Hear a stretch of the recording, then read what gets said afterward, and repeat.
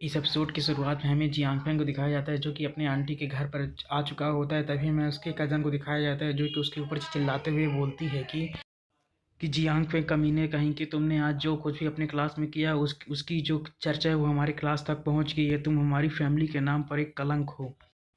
तभी हमें वहाँ पर जियांगफेंग की आंटी दिखाया जाता है जो कि उस लड़की पर चिल्लाते हुए बोलती हैं कि सीओ आखिर तुम कैसे बात कर रही हो, तुम्हारा क्या कज़न है, तुम्हें अपनी कज़न से इस तरीके से बात बिल्कुल भी नहीं करनी चाहिए। तभी जो जियांग फेंग के अंकल होते हैं उसकी आंटी से बोलते हैं कि तुम ऐसी कैसे बात कर सकती हो, जो जियांग फेंग वो पहले से ही बहुत बड़ा लूज़र है और हमारी बेटी ने जो कुछ भी कहा वो बिल्कुल सही कहा है। तभी जो जियांग फेंग होता है अपनी आंटी से बोलता है कि आंटी, आपका इतने समय तक ख्याल रखने के लिए बहुत बहुत धन्यवाद, लेकिन अब जब कि मैं यहाँ से जा रहा हूँ तो मैं आपको और परेशान नहीं करूँगा। तभी जो जियांगफेंग की आंटी होती हैं वो जियांगफेंग का हाथ पकड़ते हुए बोलती हैं कि तुम आखिर इतनी रात को कहाँ जा रहे हो और तुम कहाँ रहने वाले हो, अगर तुम्हारे साथ कुछ हो गया तो क्या होगा। तभी जो उसके अंकल होते हैं उसकी आंटी से बोलते हैं कि अब वो बड़ा हो चुका है तो आखिर उसके साथ क्या होगा। तो उसकी जो बेटी होती है वो भी हाँ में नॉड करती है। तभी जो जियांगफेंग होता है वो अपने अंकल से बोलता है कि अब जब मैं इतना ज़्यादा बड़ा हो चुका हूँ तो मैं बाहर रह सकता हूँ और अभी की स्थिति से तो मैं अच्छा ही रह सकता हूँ। कम से कम एक जोकर की तरह मैं घर में पड़ा नहीं रह सकता हूँ। जिसे सुनकर जो उसके अंकल होते हैं वो चिढ़ जाते हैं और गुस्से में बोलते हैं कि तभी जो जियांगफेंग के अंकल होते हैं गुस्से में चम्मच पटकते हुए बोलते हैं कि जियांगफेंग, तुम्हें इतने ज़्यादा एरोगेंट होने की ज़रूरत नहीं है, जल्दी से यहाँ से भाग जाओ। तुम्हें क्या लगता है कि तुम कौन हो। तभी जो जियांगफेंग होता है वो अपनी आंटी से हाथ छुड़ाते हुए बोलता है कि आंटी, अब मैं बड़ा हो चुका हूँ और मैं अपना ख्याल रख सकता हूँ और आप अपना ख्याल रखिए। तभी जो उसकी आंटी बोलती है कि मैं तुमसे माफ़ी मांगना चाहती हूँ कि तुम्हें इतनी ज़्यादा तकलीफ़ हुई। इसके बाद जो जियांगफेंग होता है वहाँ से जाते हुए बोलता है कि ठीक है, अब मैं तो दोबारा इस जगह पर कभी नहीं आऊँगा। इतना कहकर जो जियांगफेंग होता है वो वहाँ से चला जाता है। इसके बाद हमारा सीन शिफ्ट होता है और हमें रात में एक पार्क का सीन दिखाया जाता है जहाँ पे हमारा जियांगफेंग होता है। तभी जो जियांगफेंग होता है अपने मन से में बोलता है कि मैं तो कुछ समय पहले बहुत ही ज़्यादा कूल बनने की कोशिश कर रहा था, लेकिन अब मुझे एक मिनट बाद लगता है कि मुझे आज पार्क में ही सोना पड़ेगा। तभी हमें उसके पास एक बंदे दिखाई आ जाता जो कि एक भिखारी होता है जो कि जियांगफेंग से बोलता है कि मेरे ब्लैंकेट को चुराने की बिल्कुल भी कोशिश नहीं करना। और उस भिखारी की ये बात सुनकर जो जियांगफेंग होता है अपने सिर पर हाथ रखता है और मन में बोलता है कि आखिर कैसे दिन आ रहे हैं कि अब मुझे एक भिखारी भी चोर समझ रहा है।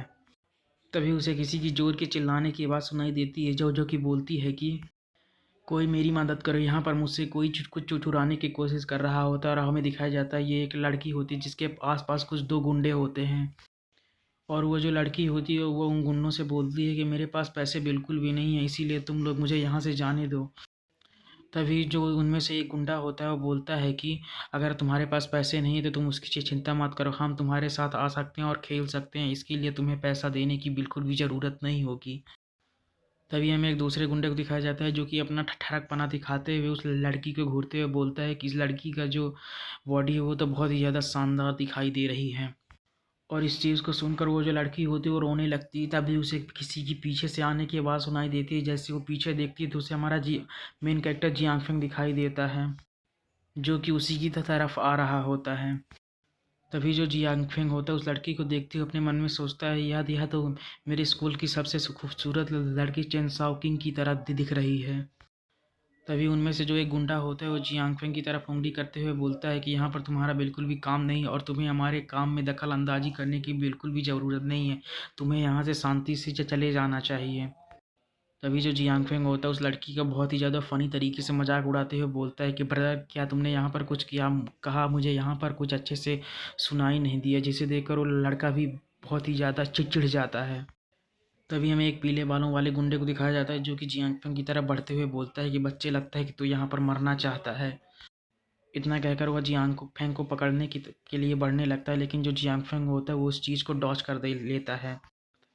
जिसे देखकर जो जियांगफेंग होता है उसके हाथ को डॉज करने के बाद उसे पकड़कर मोड़ देता है, जिसके कारण गुंडा चिल्लाने लगता है और चिल्लाते हुए बोलता है कि बच्चे, लगता है कि तू सच में आज मरना ही चाहता है।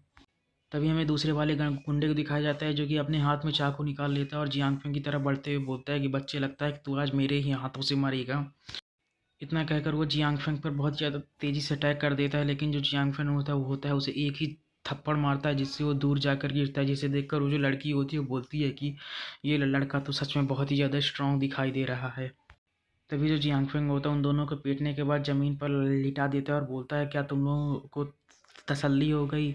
और अगर तसल्ली नहीं होती तो चलो हम लोग एक बार फिर से करते हैं। जिसे सुनकर वो दोनों लड़के रोते हुए बोलते हैं कि नहीं नहीं, अब बिल्कुल भी ज़रूरत नहीं है। तभी जो जियांग फेंग होता है उस लड़की से बोलता है कि क्या तुम ठीक हो? जिसे सुनकर लड़की भी बोलती है कि हाँ मैं ठीक हूँ जियांग फेंग, और मुझे बचाने के लिए थैंक यू। तभी जो जियांग फेंग होता है उस लड़की से पूछता है कि क्या तुम मुझे जानती हो? तभी वो जो लड़की होती है वो बोलती है कि हाँ मैंने तुम्हें स्कूल में देखा था, लेकिन अब तुम पहले से बहुत ही ज़्यादा हैंडसम दिखते हो। और इसके बाद वो जो लड़की होती है वो जियांग फेंग से पूछती है लेकिन तुम आखिर इतनी रात पर इस बाहर पार्क में क्या कर रहे हो? जिसे सुनकर जो हमारा मेन कैरेक्टर होता है पहले तो कुछ नहीं बोलता, फिर बोलता है कि कुछ मेरे साथ बुरा हुआ है और मैं इस समय बेघर हूँ। और जियांग फेंग की ये वाली बात सुनकर जो वो लड़की होती है बहुत ही ज़्यादा खतरनाक तरीके से मुस्कुराते हुए बोलती तो ठीक है, अगर तुम बेघर हो तो क्यों तुम मेरे घर चल कर के क्यों नहीं रुकते हो? जिसे सुनकर जो हमारा मेन कैरेक्टर होता है वो भी बहुत ही ज़्यादा हैरान होता है। और इसी सीन के साथ जो हमारा एपिसोड होता है वो ख़त्म हो जाता है। साथ ही में इस मांगा के राइटर ने इस चैप्टर के लास्ट में पूछा कि अगर आपको कोई बहुत ज़्यादा खूबसूरत लड़की अपने घर में बुलाए तो आप क्या करोगे? और आपको अगर इसका आंसर देना है तो हमारी आप कमेंट सेक्शन में इसका आंसर दे सकते हो। और ठीक है, अगर आपको वीडियो अच्छी लगी तो लाइक कमेंट सब्सक्राइब जरूर करें और अगले वीडियो के लास्ट में वेट जरूर करें। Thanks for watching.